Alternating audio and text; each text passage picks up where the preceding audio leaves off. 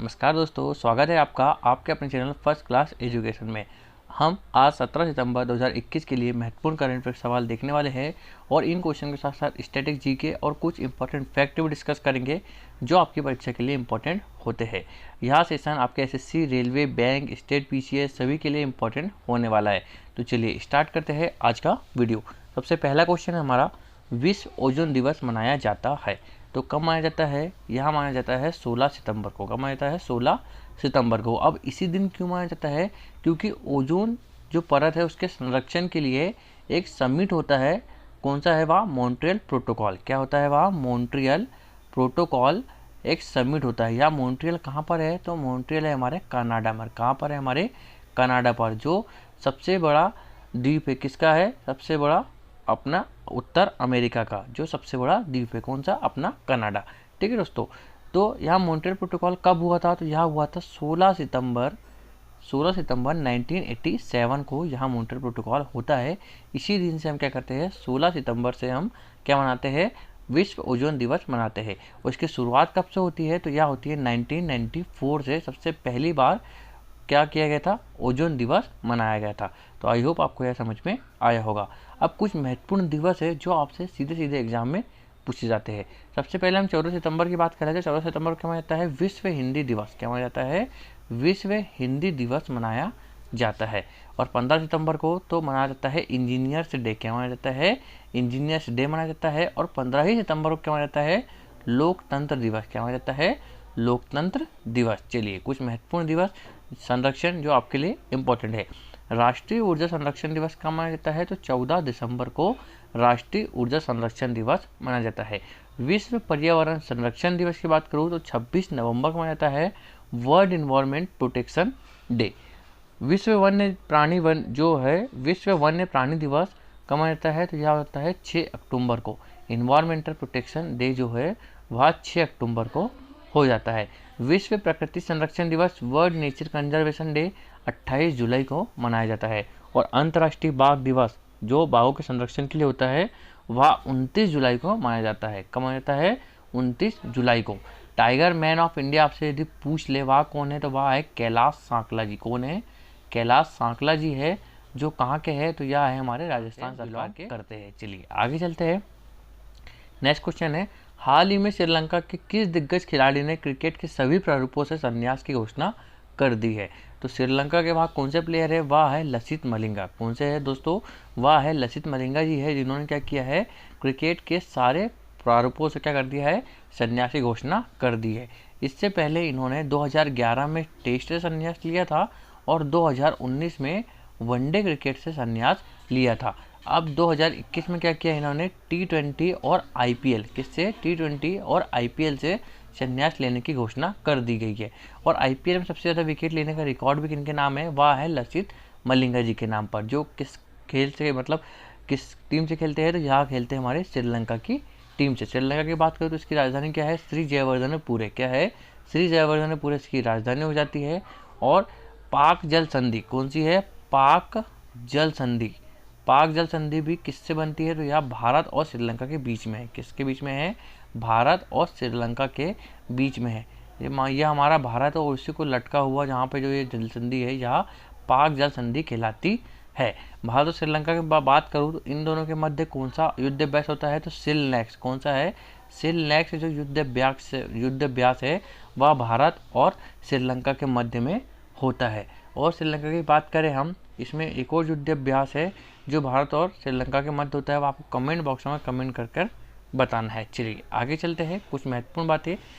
T20 विश्व cup के लिए भारतीय टीम में मेंटर के रूप में किसे नामित किया है? तो महेंद्र सिंह जो धोनी है, जो T20 वर्ल्ड कप अभी होने वाला है उसके लिए मेंटर के रूप में महेंद्र सिंह धोनी काम करेंगे।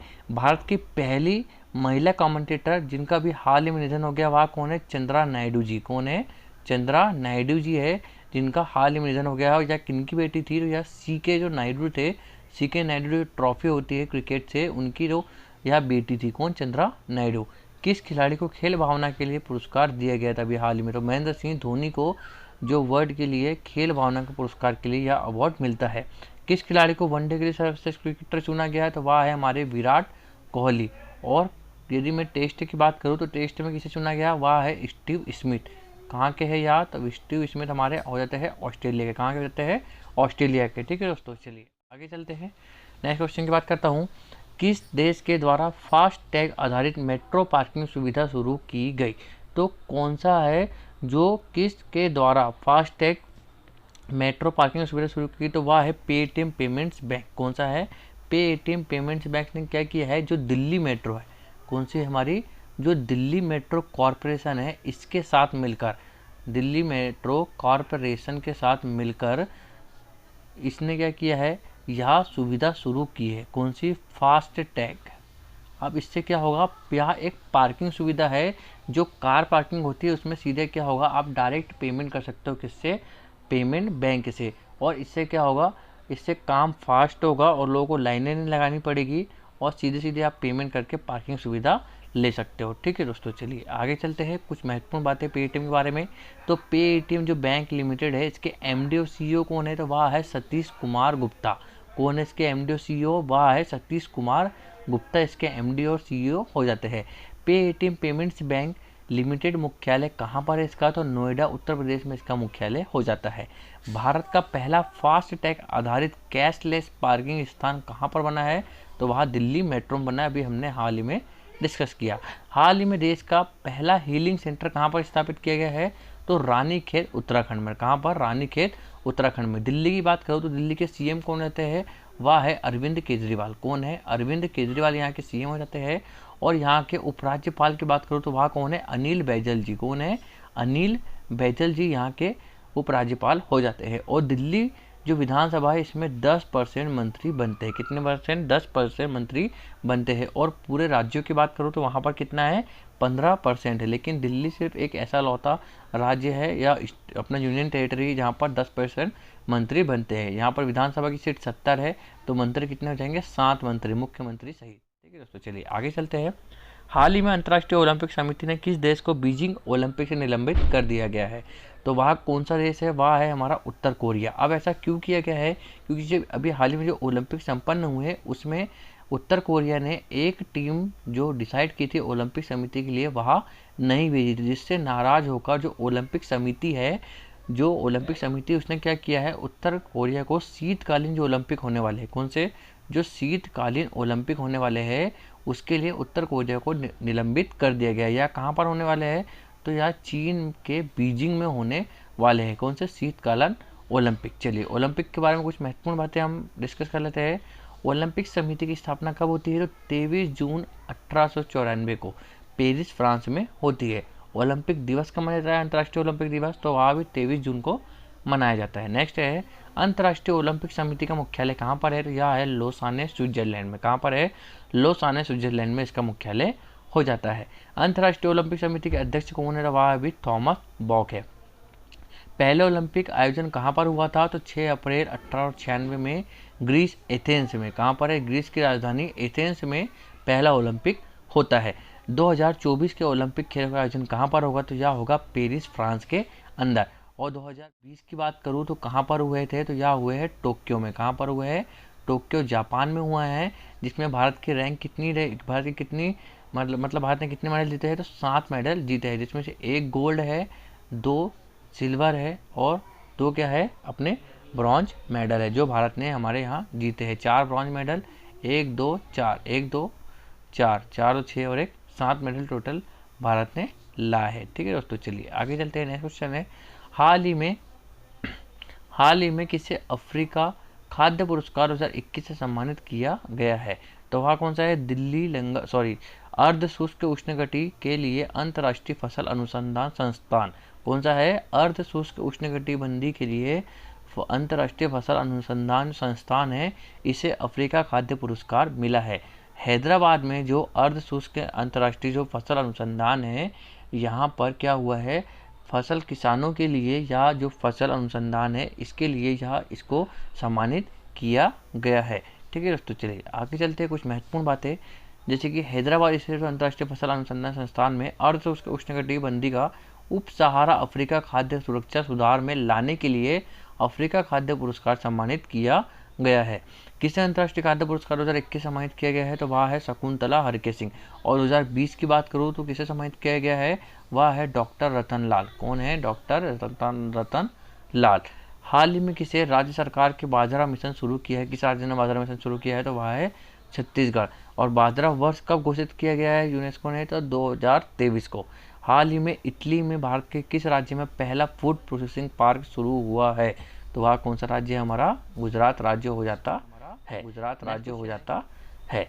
नेक्स्ट क्वेश्चन है, किस खिलाड़ी को आईसीसी द्वारा अगस्त के लिए प्लेयर ऑफ द मंथ घोषित किया गया है, तो वह कौन से हमारे जो रूट।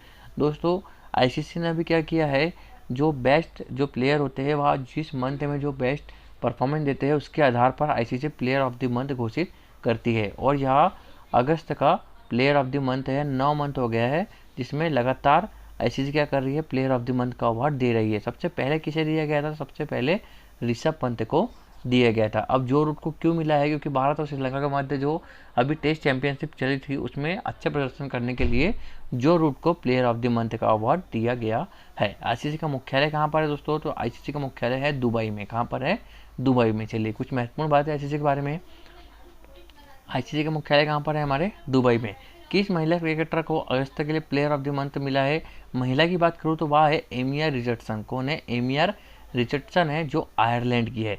किसे जुलाई के लिए player of the month award दिया गया था, तो जुलाई माह की बात करूँ तो साकिब उल हसन जो बांग्लादेश के थे, और महिला में थी स्टेफनी टेलर जो वेस्ट इंडीज़ की थी।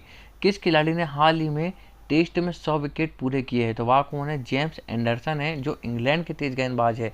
कौन से है, इंग्लैंड के तेज गेंदबाज है।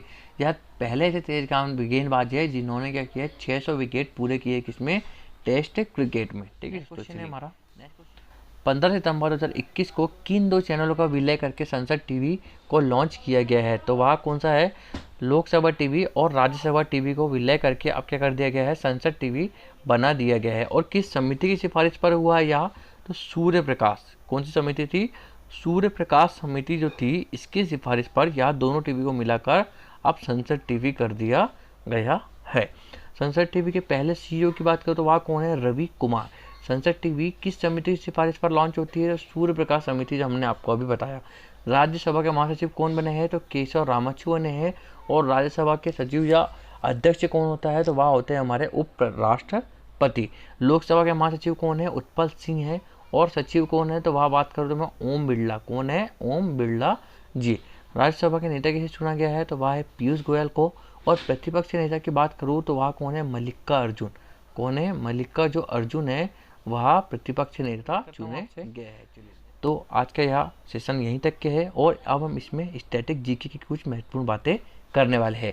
परमाणु विखंडन प्रतिक्रियाओं के दौरान उत्पन्न ऊर्जा का प्रयोग किया जाता है बिजली बनाने के लिए। किसके लिए किया जाता है, बिजली बनाने के लिए।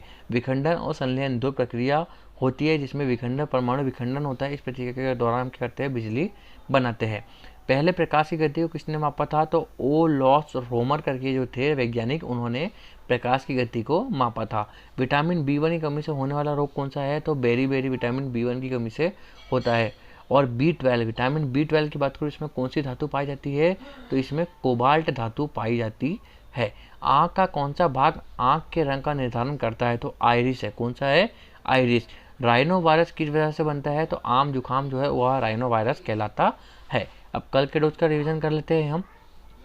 मछली के हृदय में कितने प्रकोष्ठ होते हैं, तो 2 होते हैं। प्रकृति में सबसे अधिक मात्रा में पाए जाने वाला कार्बनिक जो कि कौन सा है, तो वह है सेलुलोज।